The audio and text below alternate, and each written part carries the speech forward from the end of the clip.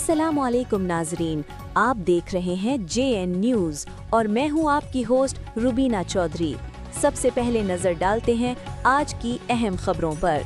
पिंडी से खबर शामिल करते हैं Mohammad Ali Satti, crime reporter JN news. Sargodha से ताल्लुक रखने वाले professor doctor Haroon Rashid Tabassum, chief warden civil defence Sargodha की नमाज जनाजा को सरगोदा में सरकारी एजाज़ के साथ सपुर्द खाक कर दिया गया। इस मौके पर सिविल डिफेंस रावलपिंडी इस्लामाबाद से सीनियर अफसरान Shahid Iqbal, chief warden civil defence Islamabad, assistant director civil defence Talib Hussain, Chaudhry Ghulam Mustafa CTO Rawalpindi, deputy divisional warden Syed Mukhtiar Hussain Shah ने शिरकत की। Alamgir group warden CDP sector warden Danish Raza media से बातचीत करते हुए इलाका का ये कहना था कि प्रोफेसर साहब ने सिविल डिफेंस के इदारे के लिए बहुत खिदमात दी। उन्होंने अपनी जिम्मेदारियां नहायत ईमानदारी से सर अंजाम दी हैं। प्रोफेसर साहब एक अच्छे अखलाक के मालिक थे।